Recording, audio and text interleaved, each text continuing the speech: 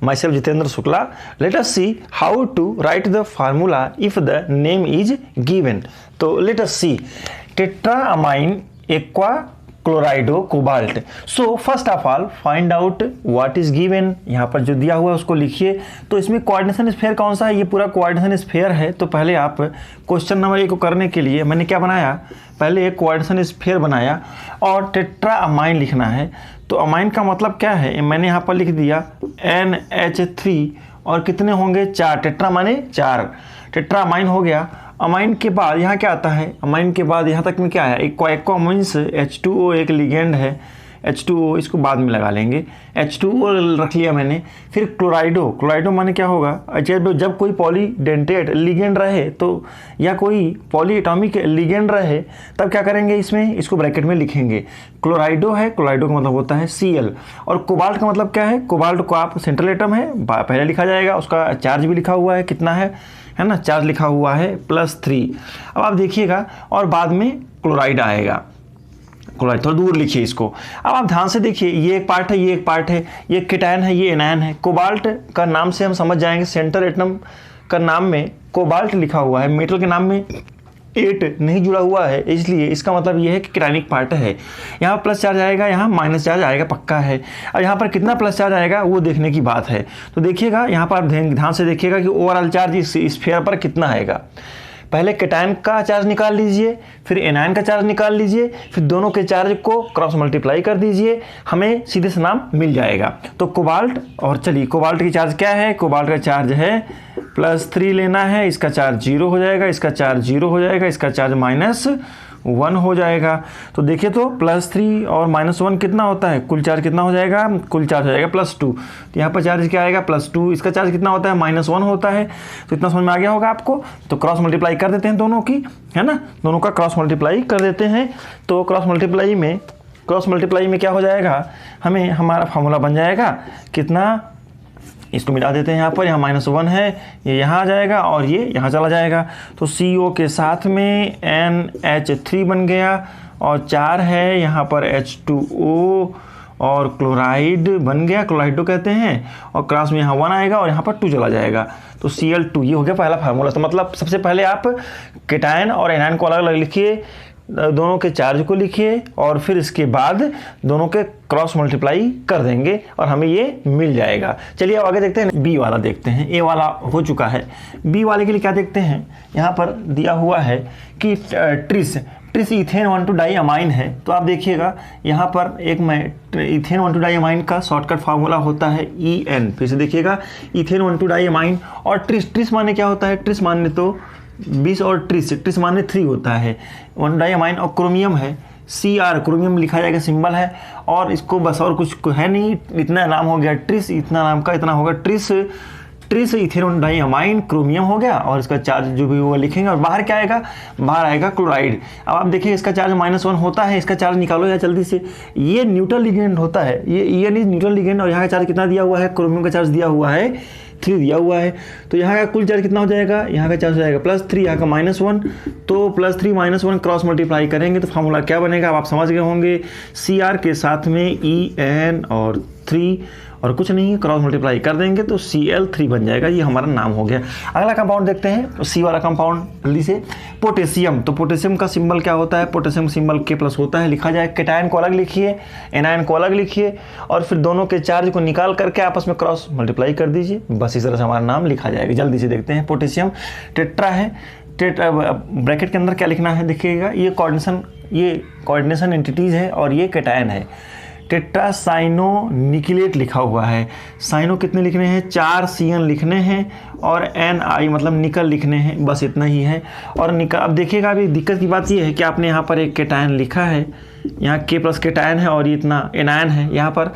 अब एक बात है कि यहाँ का चार्ज तो +1 है, इसका चार्ज क्या होगा वो निकालने की ज़रूरत है. आप ध्यान से देखिएगा, यहाँ का चार्ज को क्या दिया हुआ है, यहाँ का चार्ज +2 है, यहाँ का चार्ज -1 होता है. तो निकालिए तो क्या हो जाएगा, +2 +4 × -1, यहाँ क्या हो जाएगा +2 बोलिए तो +2 4 1 जा 4 दैट इज -4 इक्वल टू क्या हो जाएगा 2 और +2 -4 इक्वल टू क्या होता है यार -2 होता है। +2 -4 इक्वल टू -2 होता है।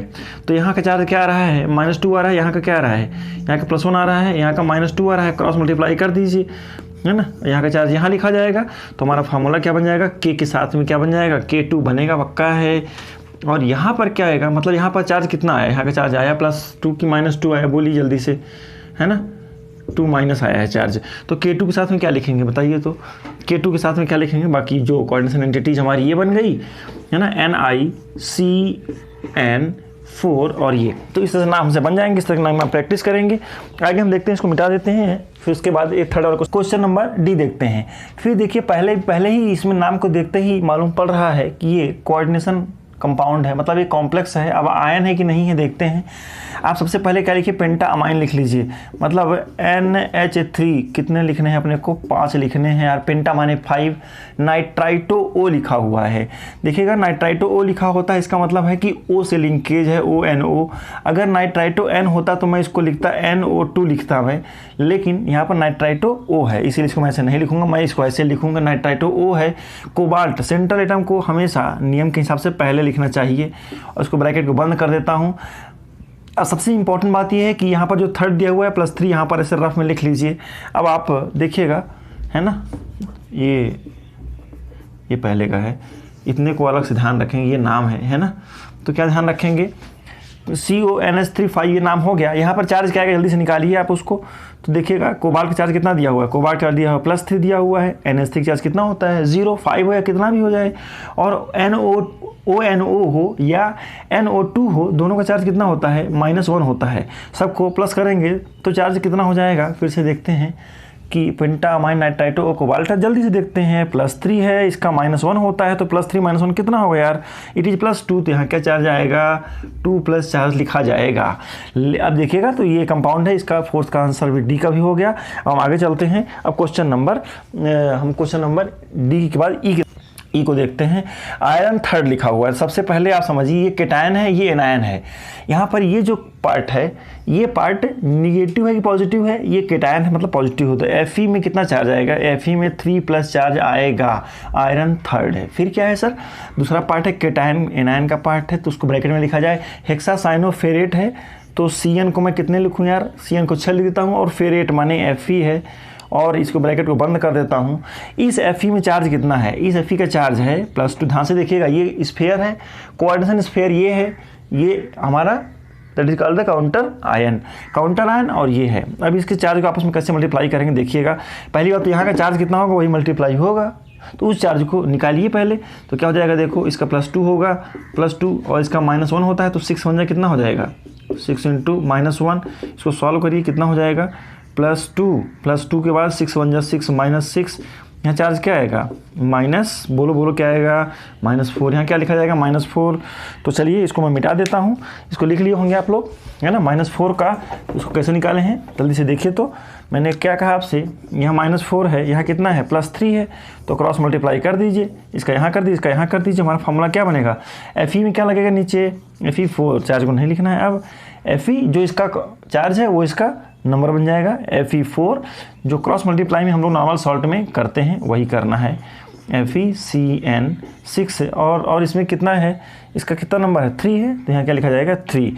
तो आई थिंक इस तरह के नाम हमसे बन जाएंगे। तो इस तरह से 5 क्वेश्चन हो गए हैं। तो मेरा ऐसा एक्सपेक्टेशन है कि अब आपको किसी भी फार्मूला में अगर नाम दिया हो तो कोई भी गलती नहीं होगी। बस आपको ध्यान का रखना है, केटायन, अगर आपको केटायन और एनायन अलग कर लेना है, दोनों के चार्ज को निकाल लेना है और चार्ज को क्रॉस मल्टीप्लाई कर देना है। ऐसे क्वेश्चन में मुझे दिक्कत नहीं आएगी। चलिए आगे देखते हैं कि किसी का नाम कैसे। चलिए अब देखते हैं, अगर किसी का फार्मूला दिया हुआ है तो उसका नाम कैसे लिखेंगे, नेम ऑफ कोऑर्डिनेशन कंपाउंड। अब इसके ध्यान रखना है कि केटायन और एनायन, जैसे सोडियम क्लोराइड में पहले केटायन लिखते हैं फिर एनायन। सोडियम क्लोराइड जैसे आप लिखते हैं, इसमें लिखते हैं ना हम लोग, कैसे लिखते हैं हम लोग लिखते हैं NaCl लिखा है तो क्या लिखते हैं आप, सोडियम क्लोराइड। और एक बात है कि इसके और इसके बीच में एक गैप रखा जाता है, यहाँ पर गैप तो नहीं होता है, NaCl के बीच में गैप नहीं होता है, लेकिन उसके नाम में गैप होता है। मैग्नीशियम सल्फेट लिखते हो तो क्या लिखते हो, मैग्नीशियम लिखते हैं फिर सल्फेट लिखते हैं।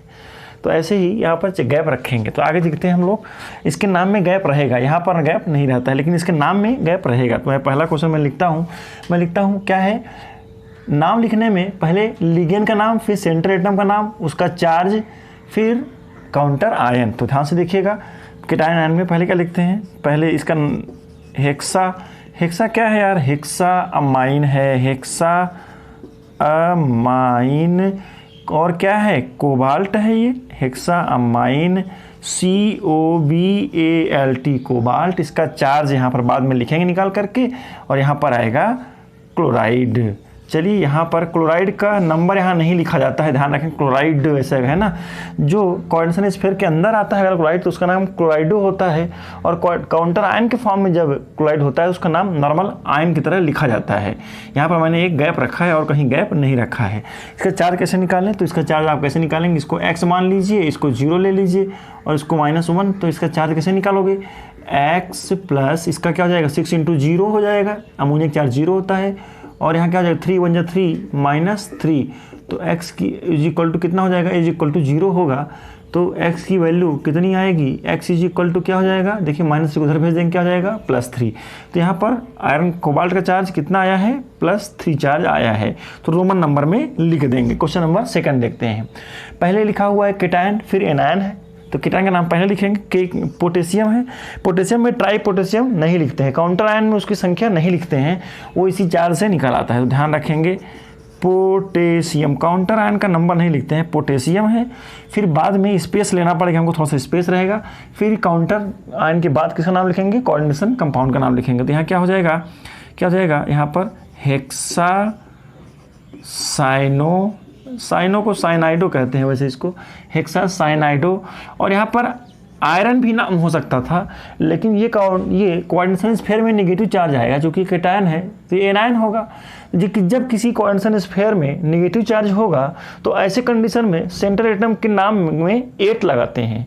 जैसे आयरन का फेरेट, लैटिन नेम ले लेते हैं, कोबाल्ट का कोबाल्टेट हो जाएगा, मैग्नीज का मैग्नेट हो जाता है। ऐसा हम लोगों ने इस वीडियो में देखे थे। इसका अगर आपने वीडियो नहीं देखा है, नॉमेनक्लेचर का यहाँ पर आई बटन पर लिंक दिया हुआ है, उसको आप देखें डिटेल में, फिर आपको और आसानी हो जाएगी इसको समझने में। हेक्सा साइनाइडो और फेरेट होगा आयरन का, तो FERRATE फेरेट। अब इसका चार्ज भी लिखना पड़ेगा, तो चार्ज आपको खुद निकालिए जल्दी से, क्या होगा देखिएगा। यहाँ पर चार्ज क्या हो जाएगा, +1 है ना, तो इसको मैं मिटा देता हूँ ऊपर वाले को, यहाँ पर लिखता हूँ मैं। इसका चार्ज x ले लेता हूँ, इसका -1 होता है देखिएगा। तो क्या करेंगे यहाँ पर देखिएगा, 3 × +1 हो जाएगा, प्लस इसका चार्ज क्या ले लेते हैं x, साइनाइडो क्या ले लेंगे यार, 6 × -1 इज इक्वल टू क्या होगा, 0 होगा। तो देखिएगा आप x की वैल्यू कैसे निकालेंगे, 6 × 1 = 6 -6 है, उधर भेज देंगे तो क्या हो जाएगा, +6 हो जाएगा। 3 × 1 = 3, यहाँ पर ये -6 + 3, यहाँ प्लस है तो यहाँ क्या हो जाएगा माइनस, तो इस चार्ज कितना आएगा, +3 आएगा। तो यहाँ पर आप देखेंगे सेंटर एटम का चार्ज अक्सर प्लस में ही आता है, ध्यान रखना है। तो चलिए क्वेश्चन नंबर 3 देखते हैं। तो ये क्वेश्चन नंबर 3, ये तो हो गया नाम, केटायन एनायन, उनके बीच में एक स्पेस है ना, एक लाइन के स्पेस रखेंगे। आगे देखिएगा इसके नाम में क्या हो, क्वेश्चन नंबर 3 देखते हैं। तो केटायन ये है, एनायन ये है। अब आप देखते ही समझ गए होंगे कि इस एनायन में निगेटिव चार्ज आएगा, क्योंकि बाद में लिखा है। तो आयरन का नाम कैसे लिखा जाएगा, फेरेट के फॉर्म में लिखा जाएगा। तो कैसे लिखेंगे, पहले तो हम लिखते हैं काउंटर आयन को, पोटेशियम है, पोटेशियम, फिर एक स्पेस देंगे, इसका नाम क्या होगा, C2O4 को कहते हैं ऑक्सलेटो, क्या कहते हैं इसको, तो इसका नाम होगा, इसका नाम लिखा जाएगा ट्राई ऑक्सलेटो कहते हैं। ऐसे ऑक्सलेट आयन होता है ये इस तरह का, COO- ऑक्सैलिक एसिड से बना है ये, देखिए ऐसे होता है। इसका अगर H को मैं हटा दूँ तो यहाँ निगेटिव चार्ज आ जाता है, ये निगेटिव चार्ज है इसमें, इसी को ऑक्सलेट कहते हैं। और C2 2 कार्बन और 4 ऑक्सीजन और 2 निगेटिव चार्ज हो जाता है, तो ऑक्सलेटो कहते हैं इसको। वैसे इससे ऑक्सलेट आयन है, अमरूद में होता है ये। यहाँ पर ट्राई ऑक्सलेटो, और क्या हो जाएगा बोलिए, आयरन। आयरन का नाम फेरेट लिखेंगे इसमें भी, तो यहाँ क्या लिखेंगे, FERRATE। चलिए फिर से वही कहानी है कि यहाँ +1 चार्ज है, यहाँ पर x ले लेंगे, है ना। इसको मैं मिटा देता हूँ ऊपर वाले को, इसको तो लिख लिए हैं, तो इसका तो काम नहीं है अब, यहाँ बड़ा कॉम्प्लिकेटेड हो जा रहा था। यहाँ पर +1 x है, यहाँ पर -2 होगा, और चार्ज 0 होगा। तो आप देखेंगे इसके चार्ज को कैसे लिखा जाएगा। यहाँ पर क्या ले लेते हैं, 3 × 1 प्लस यहाँ क्या ले लेंगे x, प्लस यहाँ 3 2 6 क्या हो जाएगा, मैं लिख देता हूँ 3 into -2 is equal to overall charge इस कंपाउंड में कितना है, 0 है। तो यहाँ पर देखेंगे आप क्या हो जाएगा, ये x की वैल्यू निकालनी है, इन सबको उधर भेज देते हैं। 3 2 6 -6 है, उधर भेजेंगे क्या हो जाएगा, +6 3 1 3, यहाँ पर +3 है, उधर जाएगा क्या हो जाएगा -3। चार्ज कितना आ रहा है, +3 आ रहा है। तो यहाँ पर रोमन नंबर में चार्ज को लिखा जाएगा, आयरन का चार्ज कितना आया, +3 आया। तो चलिए क्वेश्चन नंबर 4 देखते हैं, है ना, जगह कम है इधर। तो देखेंगे क्या है, यहाँ पर क्या एग्जाम्पल लिखा हुआ है, 4th को देखते हैं। यहाँ पर ये इतना पार्ट केटायन है और वो एनायन है। फिर से देखिए, ये केटायन है, वो एनायन है, तो प्लेटिनम इसका नाम होगा, प्लेटिनेट नहीं होगा। और अब इसका नाम कैसे लिखा जाएगा, ऐसे कंडीशन में किसी कोऑर्डिनेशन स्फीयर में पहले लिगेंड लिखते हैं तो डाई अमाइन हो जाएगा। मैं शुरू करता हूँ क्वेश्चन नंबर 4।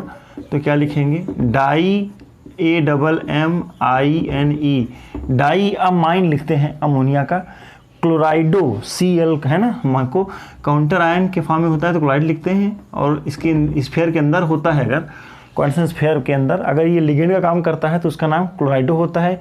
इसका नाम पहचानिए आप, ये मीथेन अमाइन है, मिथाइल अमाइन भी लिखा जाता है, सही नाम इसका है मीथेन अमाइन। तो इसका नाम यहाँ लिखा जाएगा METH, मीथेन का ई हटा देंगे और यहाँ पर अमाइन हो जाएगा, स्पेस नहीं रहेगा, मीथेन अमाइन। और प्लेटिनम क्या लिखा जाएगा, प्लेटिनम, और इसका चार्ज यहाँ पर ब्रैकेट में लिखा जाएगा और क्लोराइड हो जाएगा। अब आप ध्यान से देखिएगा, एक ही कंपाउंड में किसी का भी क्लोराइडो कभी क्लोराइड आएगा। अरे भाई, जब काउंटर आयन रहेगा तो उसका नाम आयन की तरह लिखा जाएगा, लेकिन अगर कोऑर्डिनेट स्फीयर के अंदर है तो लिगेंड का काम कर रहा है, और जितने भी नेगेटिव चार्ज लिगेंड है उनके नाम में आइडो लग जाता है, क्लोराइडो, ब्रोमाइडो, नाइट्राइटो वो लग जाएगा नाइट्राइट में। चलिए तो इसका चार्ज निकालते हैं। चार्ज कैसे निकालेंगे देखिएगा, इसका इसको मैं यहाँ से मिटा देता हूँ, चार्ज निकालने के लिए। देखिए तो इसके चार्ज को मैं x ले लेता हूँ, प्लस यहाँ क्या ले लूँ, यहाँ मैं 0 ले लेता हूँ। अमोनिया का चार्ज यहाँ पर -1 ले लेते हैं। यहाँ का चार्ज कितना होता है इसका, ये मीथेन अमाइन में 0 चार्ज होता है। और यहाँ पर कुल चार्ज कितना आएगा, यहाँ पर काउंटर आयन का भी चार्ज लिखेंगे -1। ध्यान से देखिएगा, सबका चार्ज मैंने लिख दिया है। तो ओवरऑल चार्ज कितना आएगा, ओवरऑल चार्ज 0 है। तो x की वैल्यू को निकालो यार, देखो -1 इधर है, उधर भेजो क्या हो जाएगा, -1 क्या हो जाएगा यार, +2 हो जाएगा। तो प्लेटिनम में क्या चार्ज आया, प्लेटिनम में 2 चार्ज आया, प्लेटिनम लिखना है, प्लेटिनम और 2 चार्ज आगे लिख दिए, बस हो गया। लास्ट क्वेश्चन बच्चा, इसको करते हैं, बस जल्दी से देखते हैं इसको कि कैसे लिखा जाएगा। इसको ध्यान से देखिएगा, इसको मैं यहीं पर करता हूं तो आपको आसान देखिएगा। ये यहाँ पर दोनों के दोनों केटायन और एनायन दोनों कोऑर्डिनेशन कंपाउंड है, मतलब दे आर कोऑर्डिनेशन एंटिटीज़ है। तब कैसे करेंगे, तो ऐसे कंडीशन में नाम में ध्यान रखना पड़ेगा, ये केटायन है और ये एनायन है। जो केटायन का नाम होगा मेटल में, केटायन का नाम में क्रोमियम ही लिखा जाएगा, और कोबाल्ट यहाँ नहीं लिखा जाएगा, यहाँ कोबाल्टेट हो जाएगा। तो समझिएगा, एक और मजे की बात है, ध्यान से देखिएगा। तो केटायन पहले, एनायन बाद में। अब किसी भी कोऑर्डिनेशन कंपाउंड का नाम लिखने में पहले लिगेंड फिर मेटल का नाम, तो क्या लिखेंगे जल्दी से देखिएगा, हेक्सा और क्या लिखेंगे, हेक्सा के साथ में amine, hexa AMMINE, hexa amine. और यहाँ क्या हो जाएगा, क्रोमियम लिखा जाएगा। आपको ऐसा समझ में आ रहा होगा, क्योंकि केटायन है, क्रोमियम है, इसका चार्ज बाद में लिखेंगे, एक गैप रखेंगे, फिर इसका नाम लिखते हैं हेक्सा साइनाइडो। और क्या हो जाएगा, कोबाल्ट होगा, कोबाल्टेट होगा, क्योंकि ये एनायन है। और कोई स्फीयर अगर निगेटिवली चार्ज होता है तो उसमें सेंट्रल एटम के नाम में 8 लगा देते हैं, तो ये क्या हो गया, कोबाल्टेट हो जाएगा। फिर से देखिए, कोबाल्टेट, ये वर्ड ध्यान रखेंगे। अब इसका चार्ज क्या होगा भैया, वो निकालते हैं फटाफट। इसके ऐसे कंडीशन में चार्ज कैसे निकालेंगे, सिंपल ही है, कुछ खास नहीं है। देखिएगा, ऐसे कंडीशन में चार्ज निकालने के लिए मैं इसको पहले मिटा देता हूँ, ऊपर ही चार्ज निकाल लूँगा। यहीं पर चार्ज निकालता हूँ, जल्दी से देखिएगा।